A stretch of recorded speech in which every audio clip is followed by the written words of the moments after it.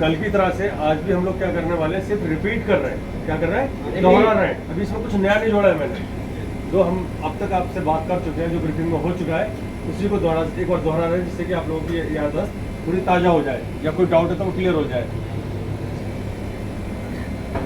सबसे पहले मैंने आप लोगों से बात की थी खाने को किस टेम्परेचर पर रखा जाएगा। मेन आज का पूरा जो ब्रीफिंग है वो खाली के ऊपर है, टेम्परेचर। और हमारी ज़िंदगी में होटल की लाइन में टेम्परेचर का बहुत बड़ा महत्व है, बहुत बड़ा योगदान है। इसके बिना काम चलता नहीं है। जो रेफ्रिजरेटेड आइटम है, यानी कि जो रेफ्रिजरेटर में कौन से वाले में, हमारे चेस्ट फ्रीजर जो है जितने भी, ठीक है, जो +4 जिनको बोलते हैं, तो डेयरी, वेजिटेबल और मिल्क प्रोडक्ट, दूध से बने हुए सामान और वेजिटेबल कुक फूड हम किसके अंदर रख रहे हैं, जो मीजर निकालते हैं थोइंग के लिए, 0 से 4 डिग्री सेल्सियस, 0 से 4 डिग्री सेल्सियस। पगनी का पेट्री का फ्रिज है, उसमें डीप भी है इनके पास में, लेकिन जो रेडी खाना रखते हैं, मीजर रखते हैं, वो कौन सा है? 0 से 4 डिग्री सेल्सियस। इसमें हम क्या रखते हैं? वेजिटेबल्स, डेयरी, ठीक है ना, और डेयरी से बने हुए अन्य सामान, जैसे कि तुम्हारा पनीर है, दूध है, दही है। क्लियर हो गया इसमें? कोई डाउट? दूसरा, फ्रोजन फूड। फ्रोजन फूड में क्या रखते हैं हम? कच्चा मांस या पका हुआ वो खाना जो हमें लंबे समय तक रखना है, वो क्या रखते हैं? फ्रोजन फूड में रखते हैं। इसका टेम्परेचर कितना होना चाहिए? -18। आवाज बराबर आनी चाहिए, जो मैं पूछता हूँ तो इसलिए पूछता हूँ बीच में। हमारी बैंडमेरी का टेम्परेचर कितना होना चाहिए? अगर हमें बैंडमेरी लगाने की जरूरत पड़ रही तो 60 डिग्री। 60 से ऊपर होना चाहिए, 63 तक रखो, 65 तो ज़्यादा खराब हो जाता है। कितना होना चाहिए? 63 डिग्री तक होना चाहिए बैंडमेरी का टेम्परेचर। इसके बाद में अगर हम खाने को, फ्रोजन फूड को निकाल के आपने थ्रो कर लिया चिलर में रख के, या पानी की थ्रो कर लिया, अगर उसको गर्म करेंगे तो कितने पर करते हैं टेम्परेचर पर? 74 डिग्री पर करते हैं।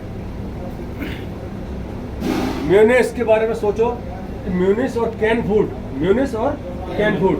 अब कैन फूड में क्या आता है हमारा? पाइनएप्पल के स्लाइस, चेरी के टिन। जब तक ये आपके टिन बंद है तो हम इसको कहाँ रखेंगे? ओपन में रखेंगे। लेकिन अगर इसको खोल देंगे तो हम इसको फ्रिज में रखेंगे। सेम म्यूनिस का है, हाँ, हम म्यूनिस को वैसे तो अगर पैकेट बंद है, आपका सील है, तो कहाँ रखेंगे उसको?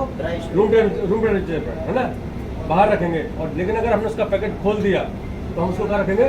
फ्रिज के अंदर रखेंगे। होल्ड कर देंगे, पॉज कर देंगे। हमारे जितने भी पैकेट है, चाहे वो प्यूरी है, या वो पाइनएप्पल का टिन है, या चेरी का टिन है, या म्यूनिस है, तो जब तक इनके पैकेट खुले नहीं तब तक तो हम इनको बाहर रखेंगे। लेकिन जब पैकेट खोल देंगे तो हमें किसमें? फ्रिज के अंदर रखेंगे। और दूसरी बात, कभी भी उस कंटेनर में, याद रखने वाली बात है, अगर हमने पाइनएप्पल का टिन खोल दिया तो हम टिन अंदर नहीं रखेंगे, उसको किसी बर्तन में ट्रांसफर कर लेंगे। अगर म्यूनिस खोल दिया तो आप उस पाउच को उसके अंदर में मत रखो, उसके बाद उस म्यूनिस को किसी बर्तन में ट्रांसफर करो, क्लीन रैप से रैप करो। अगला, अगर हम मछली को पकाते हैं, इसको मछली को, तो मछली को हमें कितने डिग्री पर पकाना है? 70 डिग्री पर पकाना है, क्योंकि ज़्यादा तेज आंच पर पकाएंगे। दूसरी बात मैं चीज़ और बता रहा हूँ, मैं जितने भी टेम्परेचर आपको ये बता रहा हूँ, ये आपकी नॉलेज के लिए है। एक्चुअल में हम लोग ये फॉलो नहीं करते हैं। क्यों नहीं करते? क्योंकि इस टेम्परेचर पर अगर हम खाना बनाएंगे तो उस खाने की जो गुणवत्ता है वो बरकरार रहेगी। थोड़ा बहुत ही नुकसान होगा, ज़्यादा नुकसान नहीं होता है।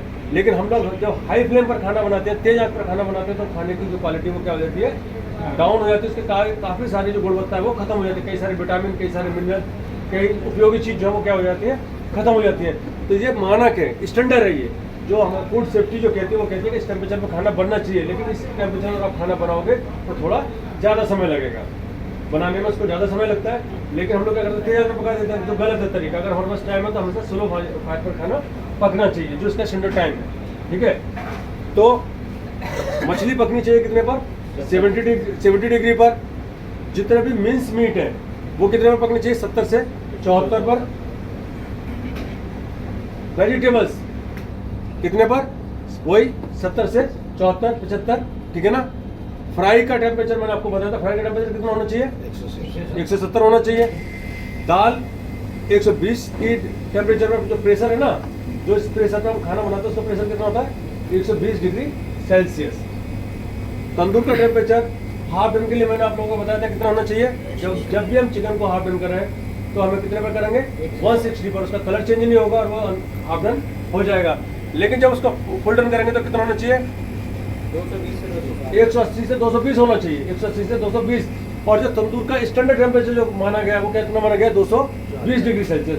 220 का ऐसा टेम्परेचर है जिसमें कि आप सारे काम कर सकते हो। इसको बोलते हैं मीडियम हीट। क्या बोलते हैं? Medium heat. ये लो हीट, ये मीडियम हीट और ये हाई हीट। तो 240 पर आप क्या बनाओ? नान बनाओ। कोई क्रिप्सी नान मांग रहा है तो टेम्परेचर कम कर दो, ये आपकी प्रैक्टिकल वाली बात है। लेकिन जानकारी के लिए ये है कि हाफ डन 160 से, है ना, फुल डन 220 पर।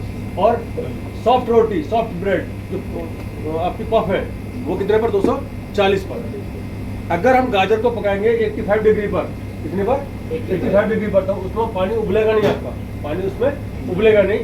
तो ये आपका लगभग 1 घंटा लगती है गाजर पकने में। आप लोग गाजर पकाते कितनी देर पक जाती है? 15 मिनट, 10 मिनट। लेकिन हम उसको किस तरह पकाते हैं? हाई फ्लेम पर, जो गलत है। क्योंकि ज़्यादा तेज पकाने से उसका क्या होता है, उसकी जो गुणवत्ता है, जो उसके विटामिन मिनरल्स, जो उपयोगी चीज़ें, वो उसकी आधी ताकत डैमेज हो जाती है। क्लियर? अगर हम जो पत्ते वाली सब्जियां हैं उनको हम 65-70 के बीच में पका सकते हैं। किसमें पका? कितने पर? 65-70 पर। लेकिन जो रूटी वेजिटेबल, जड़ वाली सब्जियां हैं, उनको पकाने के लिए आपको 45 से 60 मिनट लगते हैं। और कितने पर पकेंगे वो? 75 से 80 तक पकाओगे। टमाटर को अगर आप पकाओगे आधा घंटा लगेगा। 90 के डिग्री पर पकाएंगे तो टमाटर पूरा पकाने के लिए 90 पर आधा घंटा लगेगा। आलू में 85-86 के टेम्परेचर में पकाओगे आधा घंटा, पौना घंटा लग जाएगा। गाजर को 85 के टेम्परेचर में पकाओगे पौना घंटा लग जाएगा पकाने में। लेकिन ये सही तरीका है, इस पर उसके विटामिन जो खराब नहीं होंगे। अब दोबारा से फ्रिज में रखने का सामान का तरीका मैंने बताया था आप लोगों को। जो रेडी टू ईट फूड है, जिसको हम डायरेक्ट खाएंगे, सैंडविच है ना, रोल्स है, वो फ्रिज के सबसे ऊपर वाले हिस्से में। इसके बाद जो कैन के जूस है, पाउच है, जो भी है, वो उसके नीचे वाली शेल्फ में। बीच वाले यहाँ पर आ जाएगा आपका डेयरी और वेजिटेबल्स, ठीक है, कुक फूड, वेजिटेबल। इसके बाद में इसके नीचे नॉन वेज कुक फूड, फिर raw fish, raw chicken, raw mutton, ये सबसे नीचे, ये सबसे नीचे। लेकिन ये एक बात ध्यान रखनी है कि फिश, चिकन और मटन एक साथ में मिला के कभी नहीं रखने हैं। इनका सेपरेट अलग डिब्बा हो, क्लीन करके रखो, रैप करके रखो। ये हमेशा सेपरेट होने चाहिए। चिकन और मटन को, चिकन फिश को, मटन फिश को एक साथ में मिक्स करके कभी स्टोर नहीं करेंगे। हो गया? और एक टॉपिक मेरा था इसमें आपका स्मूथ ऑपरेशन में। तो यहाँ पर मोटा मोटी 4 ये बात आप याद रखोगे, आपके बहुत ज़्यादा काम की चीज़ रहेंगी। बाकी तो तुम लोग फॉलो करते हो लाइफ में। पहला, क्लोजिंग स्टॉक की हर स्टॉक को जानकारी होनी चाहिए कि मेरे पास में क्लोजिंग में क्या सामान था। दूसरा, डे फोरकास्ट, अगले 2 दिन का आपको फोरकास्ट मालूम होना चाहिए कि मेरे पास में स्टाफ की क्या स्टेटस है, कितने लोग मेरे छुट्टी पर जा रहे हैं, या मेरे पास क्या पार्टी है क्या नहीं है। अगले 2 दिन की आपको जानकारी होनी चाहिए। कम्युनिकेशन, जो अदर सेक्शन है, आपको सर्विस वालों के साथ में कम्युनिकेशन करना है कि मेरे पास में ये एनए है जी, ये मेरे पास में पुराना हो रहा है या इसका स्टॉक ज़्यादा है, इसको बेच दो सेल करके। तो दूसरे सेक्शन से कम्युनिकेशन करना है। और हैंडओवर, अपने शिफ्ट को हैंडओवर दे के जाए। शिफ्ट छोड़ने से पहले अपने शिफ्ट के स्टाफ को हैंडओवर दे के जाए। अगर आप ये चीज़ फॉलो कर लोगे तो काफ़ी सारी आपकी समस्याएं खत्म हो जाएंगी। Thank you so much.